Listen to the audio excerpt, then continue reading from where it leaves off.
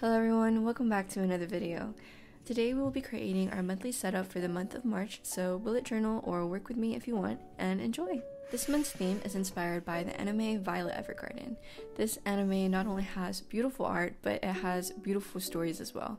It literally has me tearing up every other episode and boo-hoo crying sometimes. It's such a beautiful story about this girl who was basically made to fight in war and seen as this tool and this killing machine.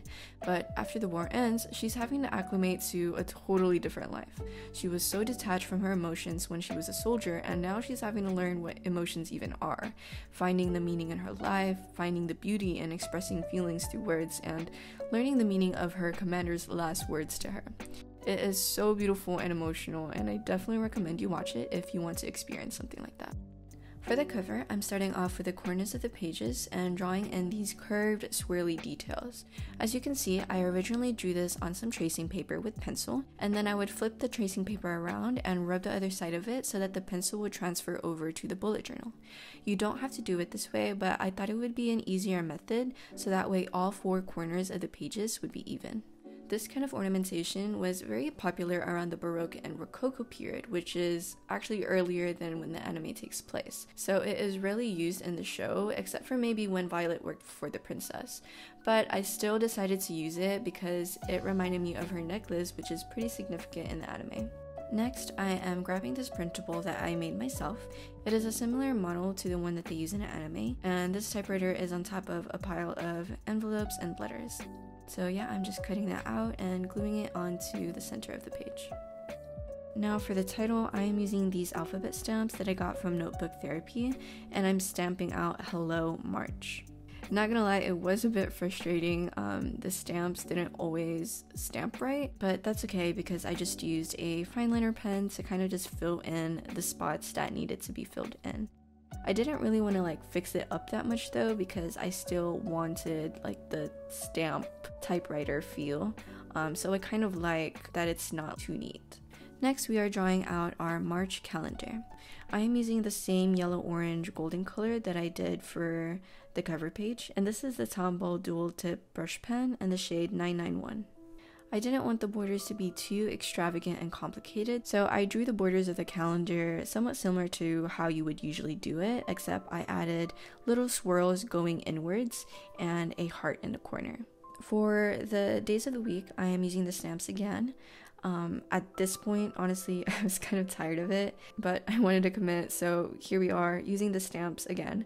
And if you don't have stamps, it's totally fine. It's probably easier to just replicate the font using a pen.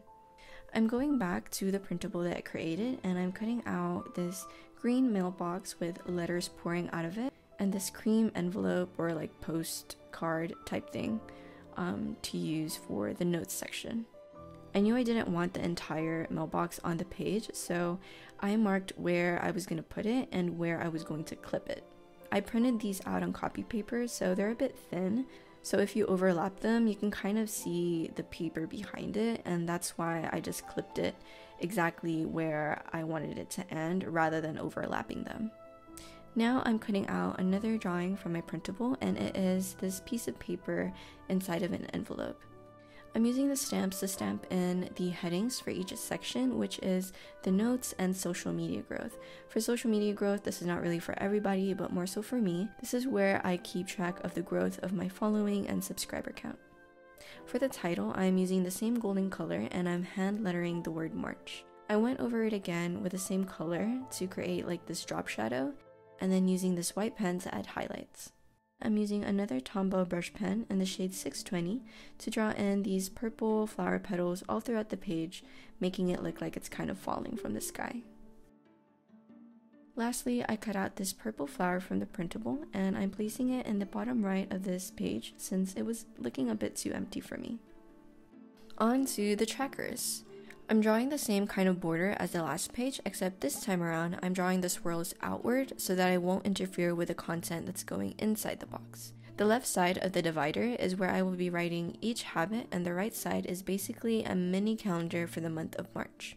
That's why there are 7 boxes across the section, because they represent the days of the week. This third section on the right is for skin and hair care. Unlike the habits, some of these things I don't really do every day, like exfoliating my face, so this chart just helps me keep track of when the last time I did that task. For the title, I'm still using stamps, but instead of stamping it directly onto the page, I stamped the headings onto brown paper. I ripped it off instead of using scissors to give it a more crafty feel, and then glued it on top of black and white washi tape. I'm using an Artist Loft brush pen in this olive green shade to draw some grass on the bottom of the page. Going back to the printable, I cut out my drawing of a typewriter case that Violet takes everywhere with her, and I'm gluing that on top of the grass. I, of course, had to add the falling flower petals and another flower by the typewriter case. Here, I'm using a metal ruler and X-Acto knife to cleanly cut off about 8 columns of boxes. Then I use the scissors to round out the corners of the page so that way it'll match the pages of the journal. We're basically going to repeat about the same process for the next 2 pages. The left side is for housekeeping stuff like cleaning and watering plants.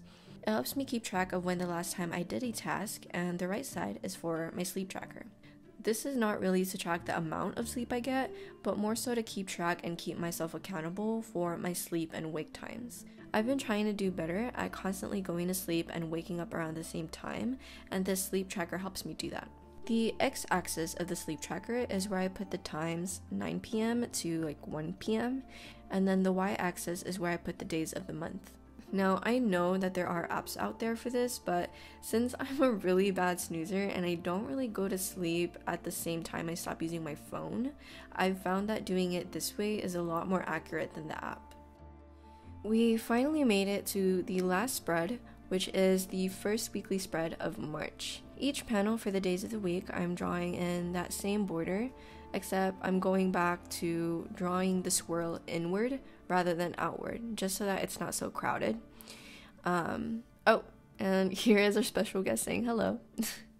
I did end up deciding to fill in the hearts, which I didn't do before, so I had to go back and fill in the hearts for the other spreads as well, that way they would match. Going back to the printable again, I cut out this cute cream mailbox, and I'm going to place this on the top right of the page, right on top of this panel. As you can see, I'm marking where I'm going to cut it, that way it's not interfering with that panel. And then I'm using another postcard cutout, and this is where I'm going to put the next week section. I also cut out another letter in an envelope drawing, and this is going to serve as our this week section where we put notes and kind of like our priority for the week. I'm again hand lettering the word March here, using a white pen for the highlights, and instead of stamping this time, I actually decided to just use the marker to write out week 1.